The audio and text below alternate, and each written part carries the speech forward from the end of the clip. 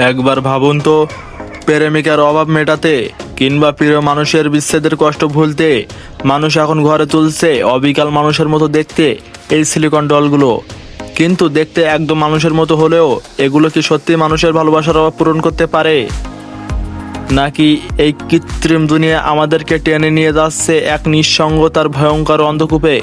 তো চলুন অজানা মহাবিশ্বের আজকের পর্বে দেখা যাক সিলিকন ডল তৈরির নৈপথ্যকর, চমকপ্রদ ও চাঞ্চল্যকর সব তথ্যে।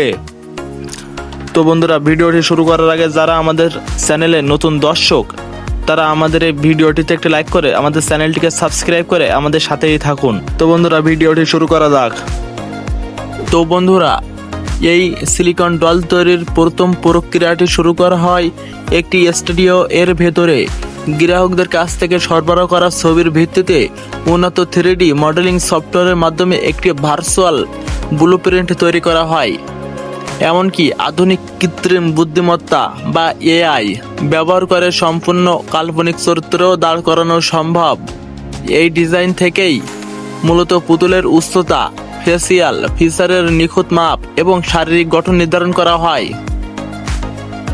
ডিজাইন চূড়ান্ত হওয়ার পর তৈরি হয় এর অভ্যন্তরীণ কাঠামো। মানুষের শরীরে যেমন হাড়ের মূল ভিত্তি থাকে, তেমনি এই ডলগুলোর ভেতরে ব্যবহার করা হয় শক্তপোক্ত কঙ্কাল, স্টিল বা ইস্পাতের কঙ্কাল। ভারী সিলিকনের ওজন সহনীয় করতে এবং মানুষের পেশির মতো নরম অনুভূতি আনতে এই কঙ্কালের চারপাশে বিশেষ ফোম বা মেটারিয়াল ব্যবহার করা হয়।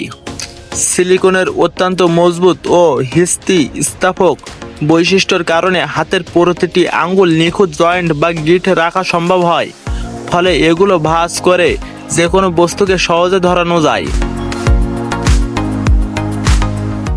একটি সায়েন্স ফিকশন সিনেমার মতো রোমাঞ্চকর ধাপে কঙ্কালটিকে নির্দিষ্ট সাঁচে আটকে পাইপের মাধ্যমে ভেতরে তরল প্লাটিনাম বা সিলিকন ইনজেক্ট করা হয়।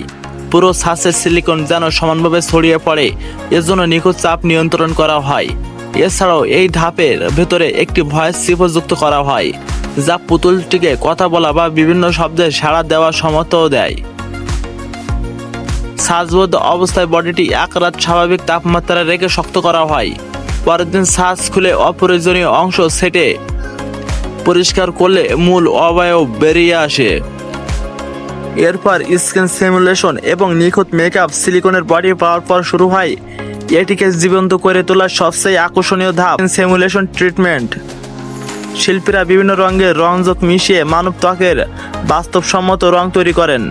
ব্রাশের সূক্ষ্ম টানে চামড়ার নিচের নীলচে বা লালচে কৈশিক জালিকা ফুটিয়ে তোলা হয়। স্পেশাল এয়ার ব্রাশের সাহায্যে স্তরে স্তরে মেকআপ দেওয়ার পর পুতুলের অংশগুলো ওভেনে নির্দিষ্ট তাপমাত্রায় সেঁকে নেওয়া হয়, ফলে মেকআপ চামড়ার সাথে চিরতরে মিশে যায় এবং কোনোভাবেই উঠে না। নিখুঁত চোখের মণি বসানোর পর শুরু হয় অত্যন্ত ধৈর্যসাধ্য কাজ, হ্যান্ড ইমপ্লান্টমেন্ট হেয়ার। অত্যন্ত সূক্ষ্ম 0.16 মিলিমিটারের নিডল দিয়ে ভুরু এবং চোখের পাপড়ির প্রতিটি পশম আলাদা আলাদাভাবে রোপণ করা হয়, যা দীর্ঘস্থায়ী বা স্বাভাবিক লুক দেয়। মাথার চুলের জন্য বিশেষ মেশিংয়ের পাশাপাশি শিল্পীদের নিপুণ হাতে স্টাইলিশ সম্পন্ন করতে কখনো কখনো কয়েক দিন পর্যন্ত সময় লাগে। বর্তমানে চীন, জাপান এবং মার্কিন যুক্তরাষ্ট্রে এই ডলগুলোর চাহিদা সবচাইতে বেশি। উন্নত সিলিকন এবং ভেতরে থাকা হিটিং সিস্টেমের কারণে এগুলো শরীরের মতো উষ্ণতা প্রদান করতে পারে। একাকিত্ব কাটানো বা মানসিক চাহিদা পূরণের পাশাপাশি অনেকে এগুলোকে ফটোগ্রাফির মডেল বা শৌখিন বস্তু হিসেবেও ব্যবহার করেন। তবে এর কিছু নেতিবাচক দিকও রয়েছে। অতিরিক্ত আসক্তির ফলে মানুষ বাস্তব সমাজের রক্ত মাংসের মানুষের থেকে দূরে সরে যেতে পারে। তাছাড়া ব্যবহারের পর নিয়মিত পরিষ্কার না করলে সিলিকনের ফাঙ্গাস বা ব্যাকটেরিয়ার সংক্রমণ ঘটতে পারে। বিজ্ঞানীদের মতে এটি মানবীয় আবেগকেও যান্ত্রিক করে তুলতে পারে। তো বন্ধুরা, একটু হাত তোলো তো দেখি তোমাদের মতো কার কার এই সিলিকনের ডলগুলো পছন্দ হলো, আর কে কে অলরেডি একটা পেতে চাও। তো সত্যি করে কমেন্ট করে জানাও কার কার গার্লফ্রেন্ড হিসেবে এমন একটা সিলিকনের ডল চাও।